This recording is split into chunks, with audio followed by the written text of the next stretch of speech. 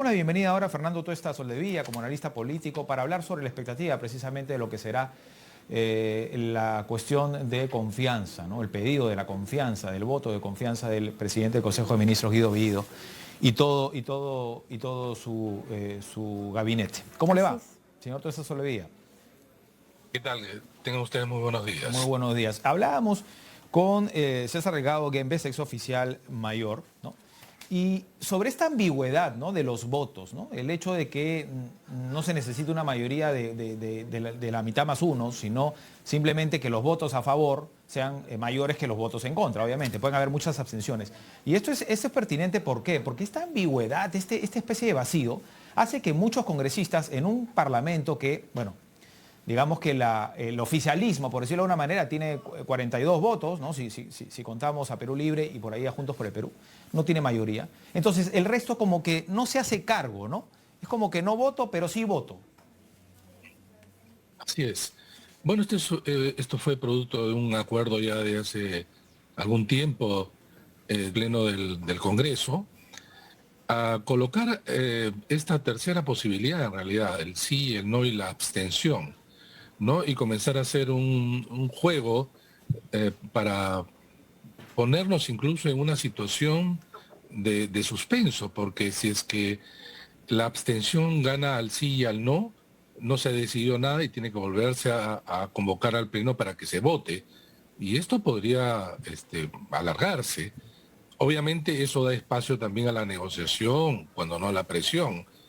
Pero en realidad lo que debiera hacer es que el sí debería superar, digamos, un umbral, con lo cual sería suficiente para este voto de confianza.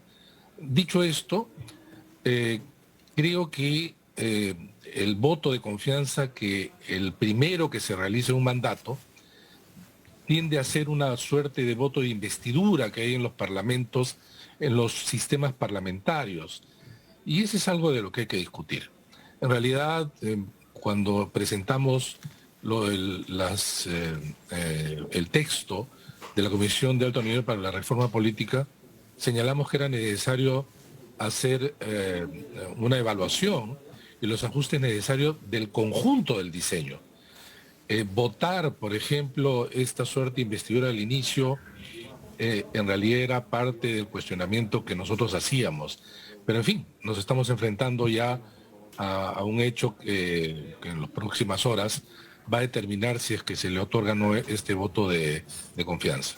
Bueno, pero al final, a veces no significa mucho si es que se le da o no la confianza, porque como vimos, por ejemplo, en el gobierno de Pedro Pablo Kuczynski, teniendo a la bancada de Fuerza Popular con la mayor cantidad de votos, se le otorgó la confianza casi, ¿verdad?, en mayoría absoluta. Y de igual manera se continuó con el cuestionamiento a su política general de gobierno y a los ministros. Entonces, no se suele negar el voto de confianza al primer gabinete. No existe precedente. Ojo, me refiero al primer gabinete de un mandato de 5 años, porque ya en el quinquenio pasado lo que hemos tenido luego han sido presidentes por sucesión o a partir de la sucesión del Congreso, pero en la historia no existe ningún precedente. Y tú tienes razón, porque en realidad esto es lo que está presentando el gobierno. Y efectivamente tú puedes tener diferencias o no, pero es muy difícil que el Congreso no le otorgue esta suerte de voto de confianza, pero entre otras razones por lo siguiente, porque hay que acordarse que el Parlamento tiene dos balas de plata, ¿no? En el sentido de, si es que no otorga el voto de confianza o se censura un gabinete a lo largo del periodo del presidente, este puede optar por la disolución del Congreso. Entonces, imagínate en el primer mes, porque ni siquiera hemos terminado el primer mes, de 60 meses utilizar la primera bala, te queda una sola, ¿no? Entonces, yo creo que lo que vamos a tener al frente, creo yo, un escenario con una probabilidad mayor a que se establezca, es que a lo largo de estas horas vamos a escuchar a todos los congresistas, o la gran mayoría, salvo el oficialismo, criticando duramente al gobierno, sacándole todo lo que ya se conoce, pero al final muchos de ellos no van a votar sino dándole el voto de confianza. Ojo, acá existe una medida que creo se junta entre decisiones del grupo parlamentario y también decisiones personales.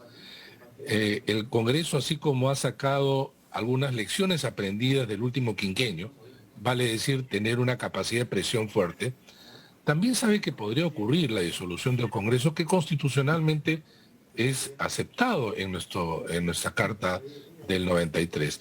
Por lo tanto, yo no sé hasta qué punto estas decisiones de bancada sean absolutamente aceptadas por todos los miembros de las bancadas, que por lo demás se conocen recién ahora en Lima en el último mes, muchos de ellos, la gran mayoría en realidad, congresistas, también en la gran mayoría inexpertos, en la gran mayoría nuevos, es lo que vamos a ver hoy día, ¿no? Mucho de lo que ocurre en estas circunstancias pasa tras bambalinas, ¿no? Normalmente los acuerdos, conversaciones, ¿no? Ya más o menos se manifiestan los votos antes de.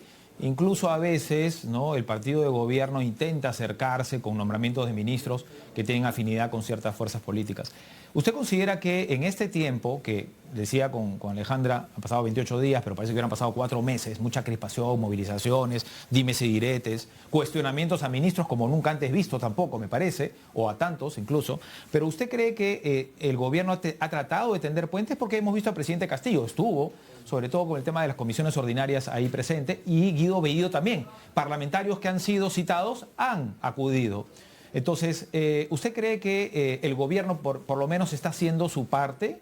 Los han convocado también, perdón, a las fuerzas políticas, algunas no han ido, ¿no?, a PCM. El gran problema del gobierno es que parece como un gobierno bicéfalo, vale decir, con un presidente formal, ¿no?, que tiene cuotas evidentemente de poder, como el cargo así lo establece, pero tenemos un grupo, ¿no?, el de Cerrón y alrededores, una suerte de buró político, como ellos le dicen, que ha tenido pues incidencia. ¿Cuál es la política del gobierno? ¿Cuál es, digamos, la dinámica que busca establecer para relacionarse con el Congreso? No es muy claro, porque justamente hay una suerte de disputa del poder al interior del gobierno. Entonces a veces parece que sí hay una moderación, un acercamiento, otras veces no. Hemos visto en las últimas semanas cómo ante las decisiones del presidente, o en todo caso, que ésta las había señalado en reuniones más internas, este grupo encabezado por Cerrón suelta tweets en las redes sociales, ¿no?, manifestando sus desacuerdos de chantaje político, y entonces, ¿cómo así se van a relacionar con el Congreso? Es muy difícil, ¿no? Es muy difícil. En el último hemos visto... Brevemente, Fernando, no sé si nos podrías ayudar también, hablando de lo que mencionabas, ¿no?, de reuniones, pero luego otras actitudes. Por ejemplo, el traslado de Vladimiro Montesinos Ancón II y este cambio en el reglamento en la base naval. ¿Qué crees que tiene, o qué intención crees que tiene un día antes de que se presente pues el gabinete a pedir el voto de confianza? Hay dos aspectos que, más allá de lo que he señalado al interior del gobierno, hemos visto de manera continua.